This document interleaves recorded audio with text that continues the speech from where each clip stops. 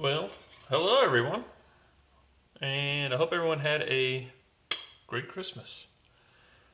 So the question was brought up about the hubs on the car.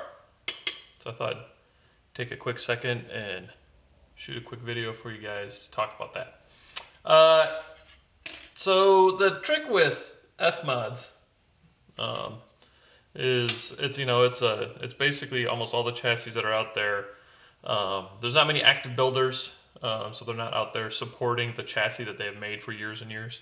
A lot of the guys have retired, so you just kind of have the parts that are out there, and when parts break, you have to either go to a machine shop and give them a part and try to have them duplicate it, or design a new part from the ground up and make a part, basically a copy that will fit and replicate the old one. So my thought was, I wonder if there's a way that we can take existing parts from other chassis and adapt them to use on, an FMod frame, on an FMod chassis. So what I came up with was, and for the front suspension, was I found this front assembly from HBS. HBS is a kind of in-house brand from Hyper Racing, and they basically make cars that do micro and midget racing.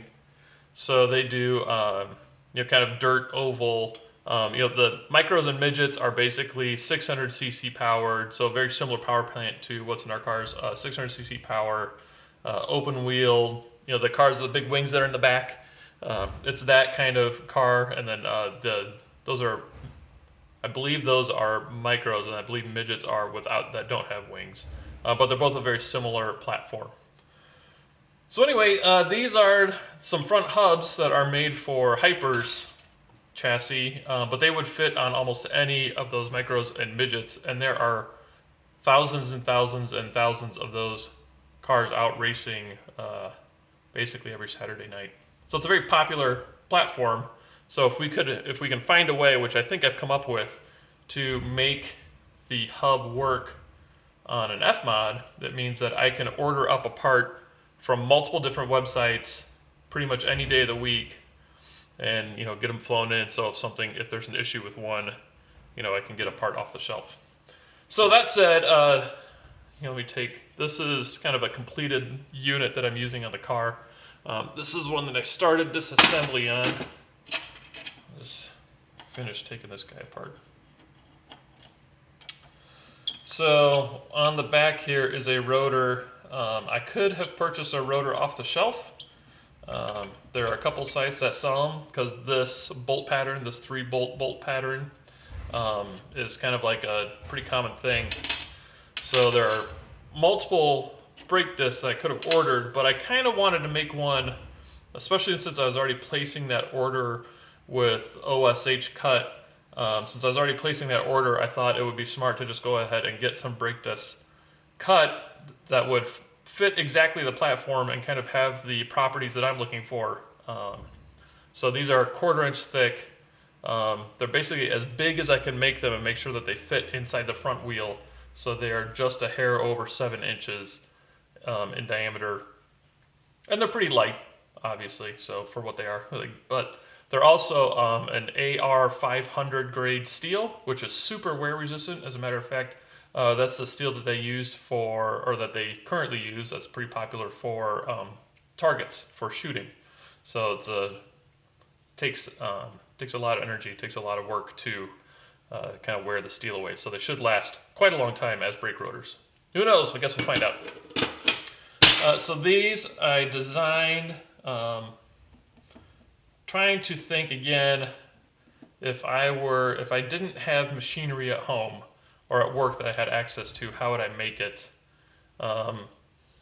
So this is again just a regular R16 bearing, which a lot of people have. It's a 2-inch OD, 1-inch ID bearing. And then I had some 1/8 inch aluminum. Now I did cheat, I did use the CNC at work to cut all these. But again, you could have, drilled a center hole a little bit undersized and sat there and ground it to fit till the bearing went in there. Or you could call up any place, or OSH cut, they could have cut these because they're all, again, there's no depth specific cut on them. It's not like it has a pocket with a ledge like a rabbet or anything. They're just through-hole cuts. This is a stack of 3. This is a single one, obviously, and they're all like that. So this is, again, another stack of 3. They're still just kind of stuck together, but they're all just through-hole cut. So you could, include that on an OSH cut order, or find a local resource that maybe has a CNC machine. These obviously don't wear out, hopefully, so there's no real need to have backup plans for them. They're just a spacer. And so these, let's see if these can pop out, because I cut these pretty tight to fit. There we go. So again, just a stack of aluminum that basically makes up that spacer. And that spacer, what that's doing is getting the brake disc so that my caliper can fit inside there, so it gets the brake disc at the correct location. So this is what you would order from a place like Hyper. It comes just as this really well machined, really well made, forged aluminum billet, and then they come back in and CNC machined, and then do the anodizing and a little bit of post machining. I mean, they look really cool. And it comes with, this sealed inner bearing unit that has a rubber seal on it. The outer bearing is just this, they're tapered bearings, which is nice, but it's just this plain bearing that goes on the inside. You would want to pack these with grease, obviously, not just run them dry. And they have special grease like at Speedway or Hyper or Southwest Speed. I mean, there's a bunch of different places that sell different kinds of grease, so I may be playing with that just to see what handles this, high heat and then resting for a while, and then high heat and resting for a while. But pretty much, I'm guessing pretty much any wheel bearing grease or the greases that they make for these applications would be just fine. I don't think there's any real reason to go overboard with that. I also had on the back side, I don't know if you saw it when I pulled this out, this is just a spacer to space between it and this other bearing. So this spacer was cut just so that, and I don't know if this bearing is truly needed. This is just living on the inside underneath the brake rotor. My thought was when you apply brake pressure to the rotor, I was worried that there was going to be kind of a moment like it would want to torque a little bit on the spindle. So I went ahead and added that bearing. I may try running it without the bearing and just making a longer spacer, because I need that spacer to kind of push against this inside bearing, because you kind of set the bearing pressure. This bearing would be pushing against, what lives inside this on the spindle here. So this spindle has, again, another spacer, and then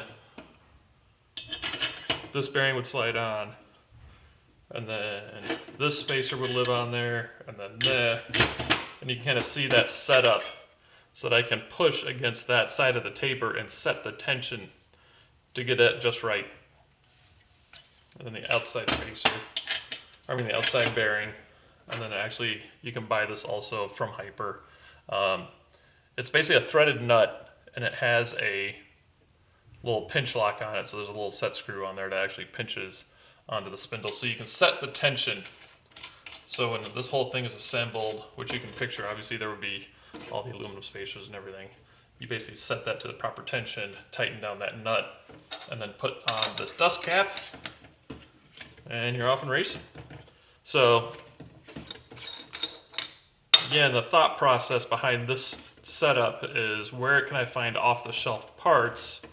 I actually tried to find an off-the-shelf part to make up the whole upright assembly, and I just couldn't find anything out in the world that I thought would work, which kind of stinks, because obviously, this setup, this upright assembly would have been awesome if we could have found something online instead of having to go through the expense and trouble to custom make it.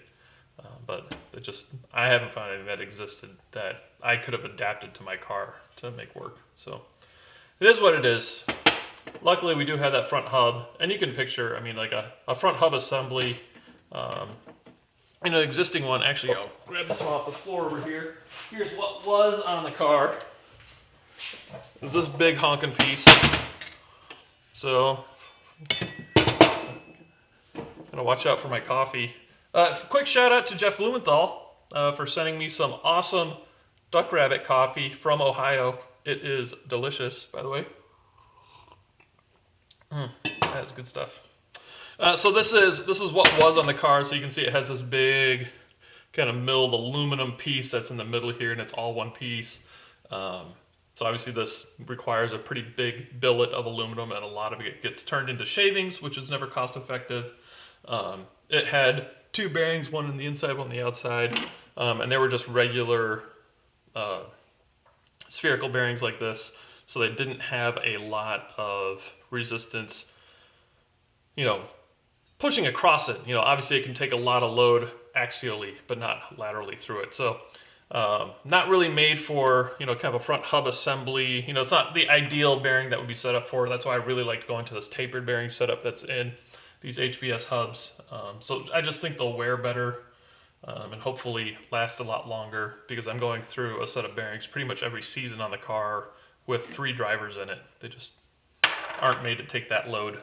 So, but yeah, this is the front assembly that was on the car. It weighed in at close to 11 pounds between this spindle or this upright assembly, which I made 2 seasons ago, this solid brake disc, this giant chunk of aluminum, the bearings, and then obviously the center portion with all the lug bolts and nuts.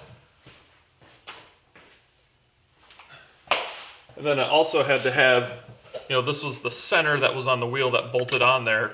So this whole assembly weighed somewhere between 10 and 11 pounds, closer to 11 pounds.